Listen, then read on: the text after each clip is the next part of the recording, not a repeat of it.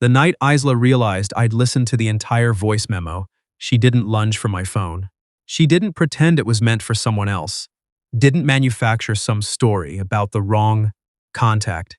Didn't do any of the things you'd expect from someone who had just accidentally sent her roommate a 3-minute and 42-second recording of herself talking about being in love with him. She walked out of her bedroom in an oversized Northwestern t-shirt and socks that didn't match, one gray, one with little pineapples on it, saw me sitting at the kitchen table with one earbud still in my ear and her voice memo open on my phone screen, and just stopped. A long second passed. Then she walked over, pulled out the chair across from me, sat down and folded her hands on the table. Calm, deliberate. Like she'd been waiting for this exact configuration for months and was relieved someone had finally set it up. How much of it did you hear? My name is Landon Wells. I'm 28 years old.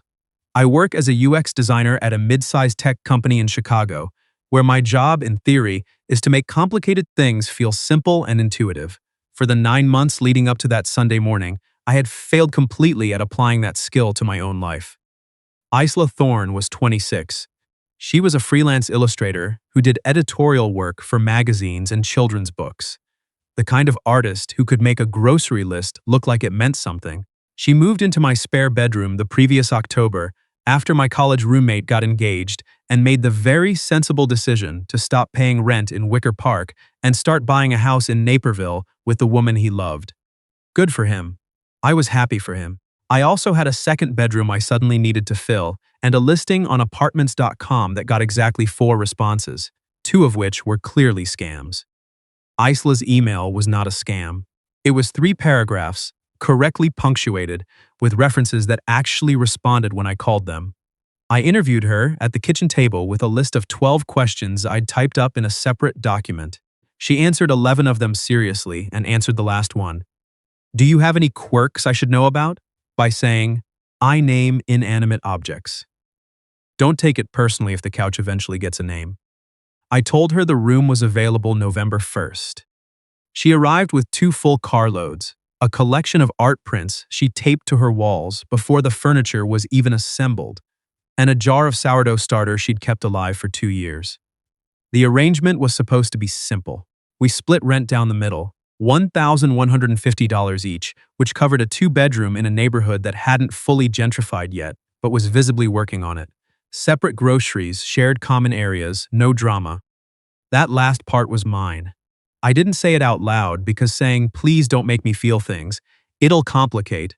The lease is a strange thing to put in a roommate agreement, but I meant it. My last relationship had ended the way a lot of relationships end when you're 26 and optimistic and wrong about your compatibility, gradually and then all at once, in a way that made the shared apartment feel like a geography of mistakes until the lease finally expired. After that, I made a rule. No feelings for anyone whose name was on any document I had also signed. Isla's name was on the lease. So, she made it difficult. Not on purpose, that was the problem. She made it difficult the way people do when they're simply living their lives, and it happens to overlap with yours in a way that stops feeling like overlap and starts feeling like design. Like it was supposed to be this way. She worked from the kitchen table most mornings with her earbuds in, making small, deliberate corrections to digital illustrations I sometimes caught glimpses of when I walked past for coffee. A fox standing in a library at night, a girl in rain that was also confetti, a bear with an expression he couldn't name. She'd look up when she heard me moving around. If I looked tired, she'd ask if I slept okay, not in the pointed way that wants acknowledgement, just asking. Then she'd look back at her work. She baked sourdough on Sunday mornings. For 9 months, the apartment smelled like a better version of Sunday morning every single Sunday. She kept 3 plants on the kitchen windowsill and talked to them while she watered them, quiet observations about their leaves, their progress, whether they were being dramatic. I pretended not to hear. I looked up optimal sunlight conditions for her variety of pothos one afternoon and casually repositioned the windowsill every 2 weeks when she wasn't home. I don't know what I thought I was protecting. She left sticky notes on things she borrowed. The notes said things like borrowed, returning ASAP. You're an angel and took your good scissors. Mine are in your desk drawer, BDW. Also, your desk drawer has a whole vibe problem. More plants would help. She was right about the desk drawer. I didn't get more plants, but I thought about it. I moved things in my own schedule around her schedule without realizing I was doing it. When she had a deadline, I ordered Thai from the place on Diversey, so she didn't have to think about dinner. When I had a brutal week at work, she left a mug of tea on the counter before she went to bed. No note, no comment, just tea. I don't drink tea. I drank every cup. I told myself that didn't mean anything. I had reasons. The lease. The rule. The memory of watching the last relationship disintegrate in a space I couldn't leave until May. I had very organized, very reasonable explanations for why what I was feeling was manageable and temporary and not worth doing anything about. Then September came. Isla's friend Imogen and my coworker Sean came over for their usual Saturday night routine. Thai takeout, a movie nobody ended up watching because Sean and Imogen turned every topic into a structured debate. The right way to split a restaurant check, whether it was rude to reply all, the moral logic of skipping the Costco line. Isla and I kept catching each other's eyes above their heads with the specific look that two people share when they've lived together long enough to have a private language about the people they both love. At one point, Imogen made an argument so comprehensively wrong that I looked across the coffee table at Isla expecting her to say something, and she was already looking at me, already half smiling, like she'd known I would look. She tilted her head just slightly. Yeah, I know. And that was it. That small, easy shorthand. That was the moment I stopped being able to call it manageable. I let it go. Of course I did. Because I was practical or I was afraid, and those two things look identical from the outside if you dress them in the right language. The voice memo arrived at 7:14 the following Sunday morning. I was half awake, reaching for my phone to check the time.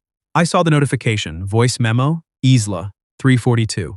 I assumed she'd meant to send me the grocery run list. She sent voice memos instead of texts when she was moving fast. I'd gotten 3 minutes on why the rosemary flatbread at the Italian place down the street was overpriced. 2 minutes on which of two very similar serif fonts worked better for a book cover she was designing. Once a 47-second recording explaining that the dish soap lived under the sink, not above it, and she was saying this with love. I put in one earbud and pressed play. It wasn't the grocery list. Okay, I know what you're going to say. Just let me get through this. Her voice, but the private version. The one she used when she thought no one was listening. I've been trying to have this conversation with you for 2 months, and every time I almost do, something stops me. The lease stops me. Common sense stops me. The fact that we share a refrigerator and a bathroom, and I actually like the way my life is right now, that stops me. A pause. The soft sound of her moving somewhere in her room. I don't know when it happened. February is when I noticed, but I think it was earlier. I think it started the first week, actually. He had this list of 12 questions, and it was obvious he'd typed them in a separate document and then copied them over. And I thought, this person cares about getting things right, even when no one else is paying attention. And then he moved in, and I don't know. It got worse from there. It kept getting worse every time he did something quiet and thoughtful that he didn't mention and didn't expect credit for. And now I'm here and I can't stop and I don't know what to do because the worst part isn't the feelings. The worst part is I genuinely love living there and I don't want to lose that. And I'm scared those two things are about to cancel each other out.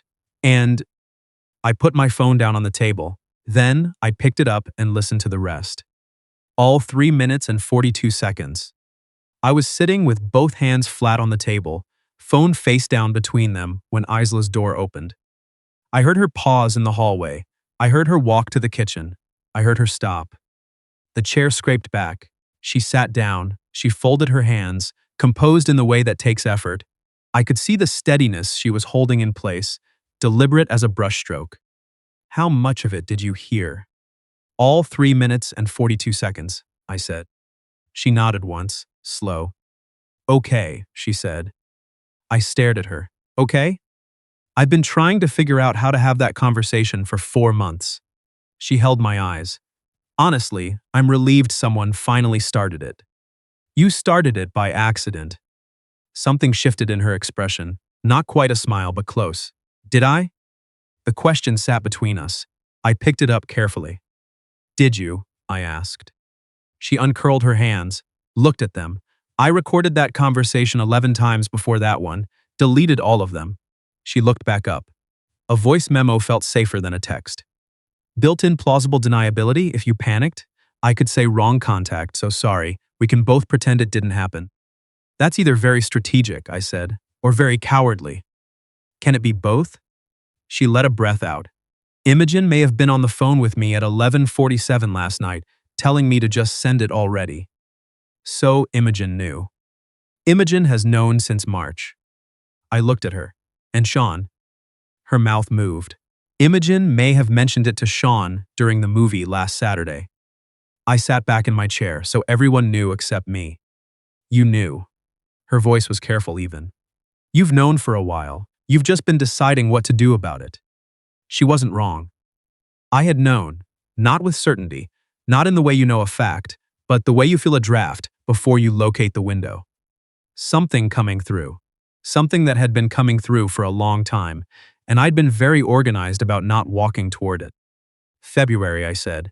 You said you noticed in February. The 18th. You reorganized the kitchen while I was sick. I woke up and everything I'd need was at counter level. The crackers, the electrolyte packets, the medicine. You didn't say anything about it. She paused. You didn't even mention it the next morning. I had to notice on my own. I didn't move anything, I said. I stopped. Okay, I moved things. She laughed. It came out shorter than she intended, and she pressed her lips together, but it was already too late. I'd heard it. The knot in my chest loosened 2 full inches. You reorganized the cabinet layout based on what I'd need at 4 in the morning with a stomach bug, she said, and then you acted like it was just how the cabinet had always been. The original layout wasn't intuitive. There's a theme. She tilted her head. You make things intuitive for me. You've been doing it since I moved in, and you've been doing it quietly, like you didn't want me to notice. I looked at her across the table. October light came through the window over the sink, the thin, sideways kind that makes everything look like it belongs to a different, calmer decade. She had a crease from her pillow, still on her cheek. I buy an extra carton of your oat milk, I said. Every grocery run, I put it in the back of the second shelf, so it looks like mine. You've never run out. She went still. 6 months, I said. I've been doing it since April. Landon. I have a rule, I said. I made it after my last relationship. No feelings for anyone whose life is woven into mine in a way I can't untangle cleanly. I looked at her. You are the least clean situation I've ever been in. She laughed, this time longer, real, with her head tilting back, and something about the sound of it rearranged the morning. Like the light shifted. Like the apartment had finally exhaled. I reached across the table and touched her hand, just my fingers over hers. She turned her palm up without hesitating. The lease runs through July, I said. I know. If this goes sideways. I know. She met my eyes steadily. I also know I have a friend in Lincoln Park who would absolutely let me crash on her couch if I needed an exit. I've thought about that exit. I'm choosing not to use it. I looked at our hands on the table, hers turned up under mine. The morning was very quiet, the good kind. Take 11, I said. She smiled. I needed to get it right. I kissed her across the kitchen table, both of us leaning forward over our folded hands, in the sideways October light with the sourdough starter on the counter and the untouched coffee going cold beside us. It wasn't dramatic. There were no candles, no occasion, no soundtrack. It was just the next thing that made sense, after months of things that had stopped making sense.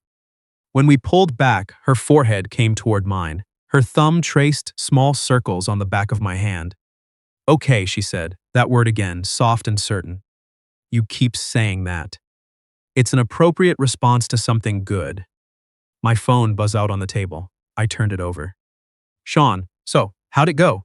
Imogen is looking at me very intently, and I do not have the emotional vocabulary for this level of suspense. I showed Isla. She started laughing and couldn't stop for a while. Fine, I typed. Tell Imogen she's fired.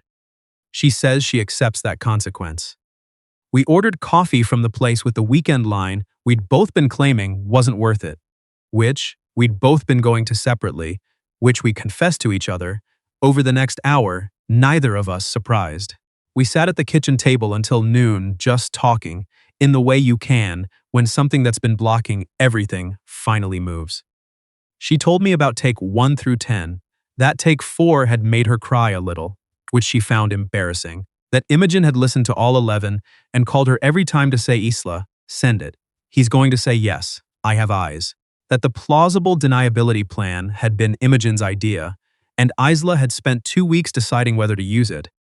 I told her about New Year's Eve, the party at Sean's place in Roscoe Village, the walk home in 11-degree wind along the Blue Line route, the sentence I had ready, and then didn't say when the train came exactly on time. I was waiting for you to say something the whole walk, she said. I know.